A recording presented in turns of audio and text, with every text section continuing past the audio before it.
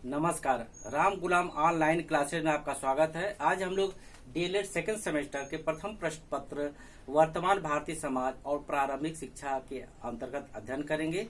आज हम लोग सार्वजनिक शिक्षा योजना का अध्ययन करेंगे। इसके पहले हम लोगों ने डॉक्टर जाकिर हुसैन शिक्षा समिति का अध्ययन किया।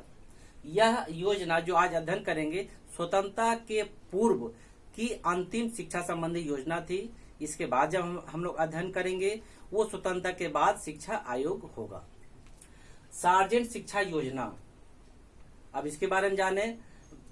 स्वतंत्रता से पूर्व ब्रिटिश भारतीय सरकार ने भारत में शिक्षा के संबंध में एक योजना बनाने के लिए एक कमेटी का गठन किया, जिसके अध्यक्ष सर जॉन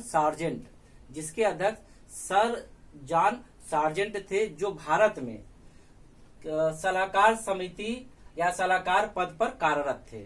और सार्जेंट जो योजना थी उसका मुख्य उद्देश्य था कि भारत में युद्ध उपरांत यानी युद्ध के बाद शिक्षा के विकास पर सार्जेंट रिपोर्ट। कौन सा युद्ध? उस समय दूसरा विश्व युद्ध चल रहा था, जो 1939 से 1945 तक चला। ये 1944 की बात है। उस दौरान एक शिक्षा समिति का गठन किया गया भारत में ब्रिटिश सरकार ने, और एक आयोग को गठन करके इनकी अध्यक्षता में सार्जेंट के रिपोर्ट बनाने के लिए कहा।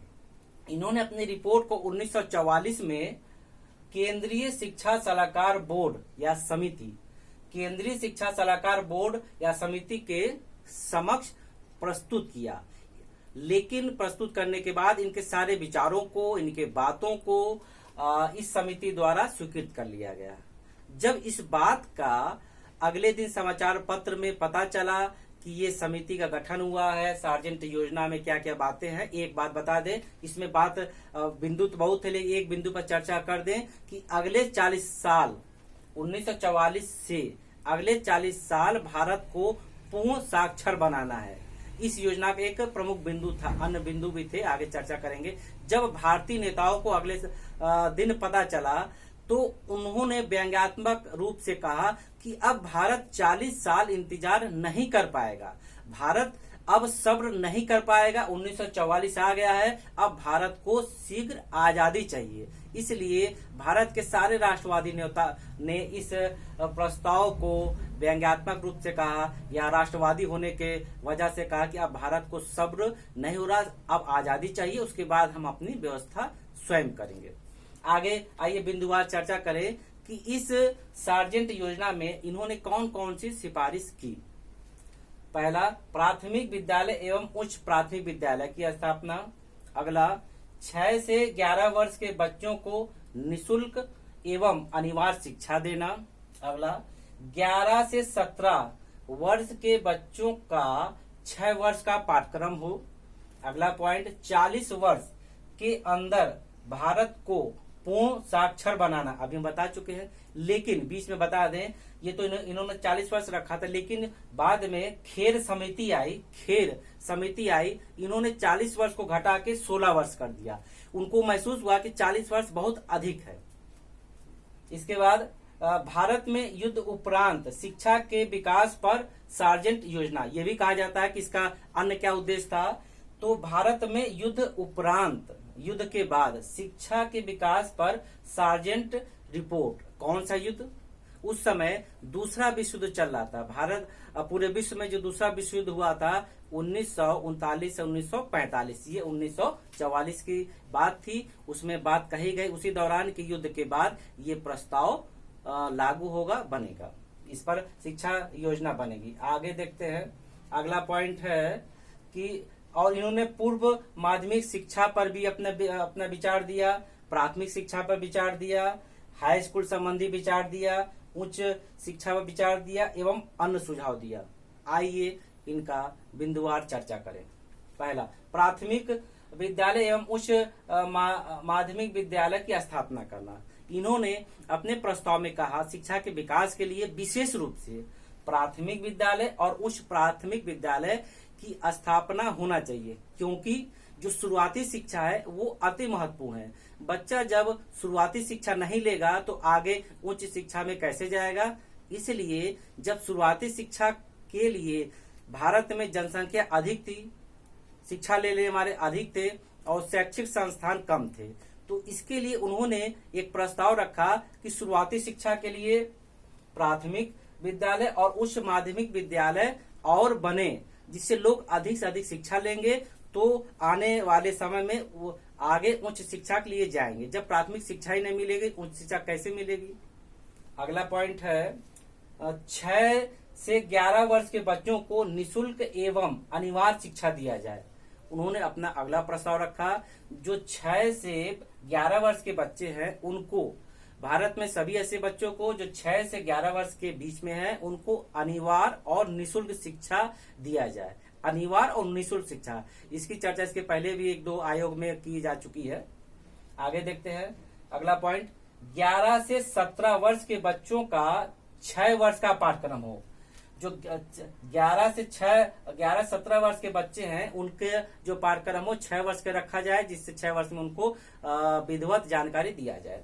अगला देखते हैं 40 वर्ष के अंदर भारत को पूर्ण साक्षर बनाना। अभी हम चर्चा कर चुके हैं इस पर।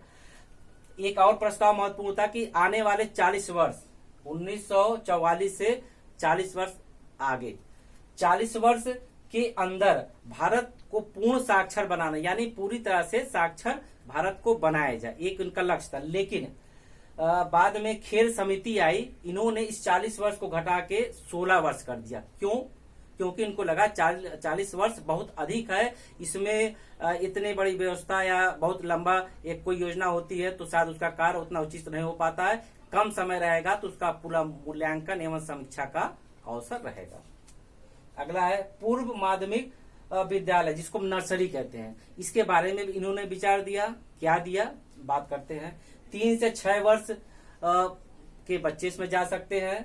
शिक्षा निःशुल्क हो और शिक्षा का माध्यम मातृभाषा हो एवं शिक्षक महिला हो। इन्होंने शिक्षा का माध्यम मातृभाषा रखा, लेकिन बाद में इन्होंने दूसरी शिक्षा के रूप में अंग्रेजी को भी मान्यता दी। प्राथमिक विद्यालय यानी नर्सरी में जैसे आजकल हम लोग देखते हैं वही है। नर्सरी में छोटे बच्चे 3 से 6 वर्ष के हों, लेकिन शिक्षा निःशुल्क हो, महिला शिक्षक द्वारा दी जाए एवं स्वतंत्रता पूर्ण दिया जाए। यानी अनुशासन ना हो कि बच्चा अनुशासन में जकड़ा रहे। जब स्वतंत्रता पूर्ण वातावरण रहेगा तो बच्चा अपने तरीके से शिक्षा लेगा, खेलेगा, कूदेगा, प्रकृतिवाद में शिक्षा लेगा। यदि बंधन में रहेगा तो शायद अपने वो अंदर जो भी प्रतिभा है वो पूर्ण रूप से विकसित नहीं कर पाएगा। जैसे बच्चा है, छोटा सा बच्चा 3-4 साल का, आप उसको छोड़ दीजिए, कुछ ना बोलिए, तो खेलेगा, कूदेगा, नाचेगा, गाएगा, कुछ ना कुछ एक्टिविटी करेगा। लेकिन उससे कहिए इधर ना जाओ, ये ना करो, चुपचाप बैठो, ऐसे करो, वैसे करो, तो शायद अपने अंदर जो मनोभाव हैं या गुण को वो बाहर नहीं निकाल पाएगा। लेकिन प्राकृतिक रूप से आप छोड़ दीजिए स्वतंत्रता पूर्वक, तो वो बच्चा अपने विभिन्न प्रकार की एक्टिविटी करता है। कभी कभी आप छुप के देखिए, छोटे बच्चे ऐसी हरकत करते लगता है अरे आपस में 2-4 अगर छोटे बच्चे हो तो मिलकर विभिन्न लोगों का अभिनय करते हैं आदि। आगे देखते हैं प्राथमिक शिक्षा के संबंध में इन्होंने क्या विचार दिया कि हस्तशिल्प विषय का ज्ञान दिया जाए। जूनियर और इसके बाद जूनियर बेसिक जो शिक्षा है वो 6 से 11 वर्ष तक के आयु के लिए हो। सीनियर बेसिक शिक्षा 11 से 14। इन्होंने इसको 2 भागों में बांट दिया। प्राथमिक को कहा कि जूनियर बेसिक स्कूल जो 6 से 11 वर्ष के बीच के बच्चों को दिया जाए और सीनियर बेसिक स्कूल 11 से 14 के बीच में दिया जाए। मातृभाषा और शिक्षा का माध्यम क्या रखा, मातृभाषा।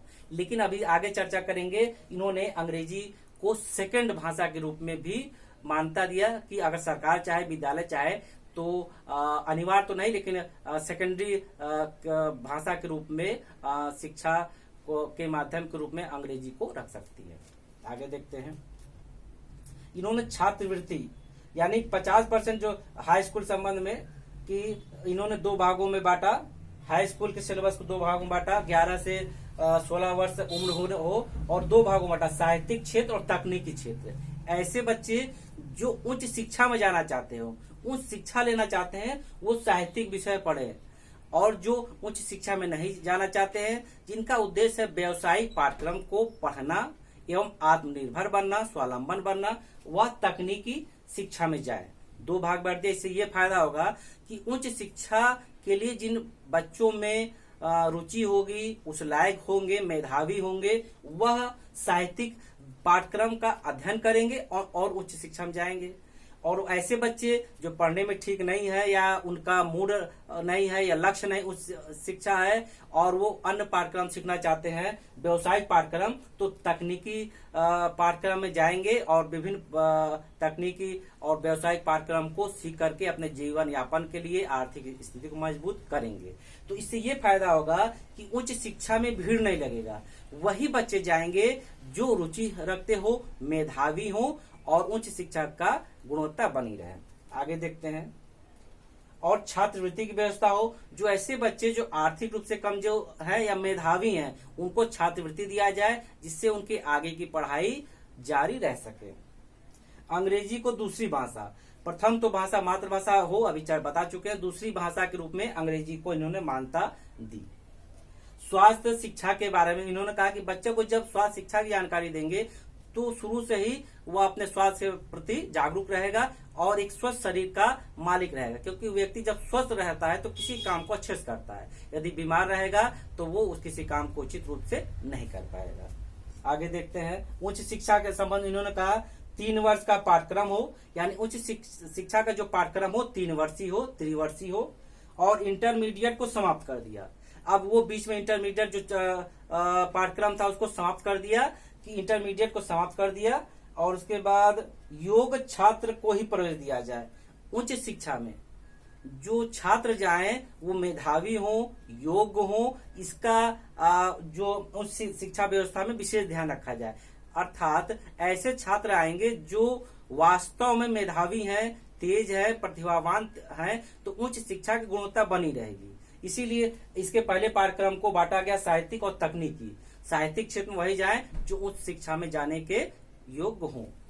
इसलिए मेधावी छात्र पर भी ध्यान दिया गया। इंग्लैंड शिक्षा का मॉडल, जो शिक्षा का यहाँ उसका स्वरूप रखा गया, इंग्लैंड की शिक्षा मॉडल को अपनाया गया, जो वहाँ की शिक्षा व्यवस्था है, उसी आधार पर भारत में उच्च शिक्षा का प्रारूप तैयार किया गया। आगे देखते हैं। अन्य सुझाव भी देख लेते हैं। इन्होंने वयस्क शिक्षा के बारे में विचार दिया। इसमें 10 से 40 वर्ष के ऐसे लोग जो निरक्षर हैं, 10 से 40 वर्ष के लोग, ऐसे लोग जो निरक्षर हैं, शिक्षित नहीं है, उनको भी शिक्षा की व्यवस्था के लिए उन्होंने अपना प्रस्ताव दिया। शिक्षक प्रशिक्षण, एक शिक्षक के लिए प्रशिक्षण आवश्यक है, इसलिए इन्होंने प्रशिक्षण संस्था बनाने का भी प्रस्ताव दिया कि शिक्षक जब अनुभवी होगा, प्रशिक्षण लेगा, तो निखर के आएगा, योग्य वही शिक्षक हो पाएगा जो उस योग्य है। एवं शिक्षक के मानक को तय कर दिया कि पूर्व नर्सरी में जाना हो, या माध्यमिक में जाना हो, या उच्च में जाना हो, तो सबके लिए अलग अलग योग्यता और अलग अलग अनुभव होगा। आगे देखते हैं। एवं रोजगार कार्यालय इन्होंने खुलवाया कि यदि उच्च शिक्षा प्राप्त बालक है तो इधर उधर ना भटके। रोजगार कार्यालय, एम्प्लॉयमेंट ऑफिस जैसे आजकल भी है, कि वो वहां जाकर के पता कर सकता है कि अब अपनी योग्यता के अनुसार कहाँ स्थान रिक्त है, कहाँ पर वो सेवा दे सकता है शिक्षण के क्षेत्र में। एक विशेष इन्होंने और प्रस्ताव रखा विकलांगों की शिक्षा।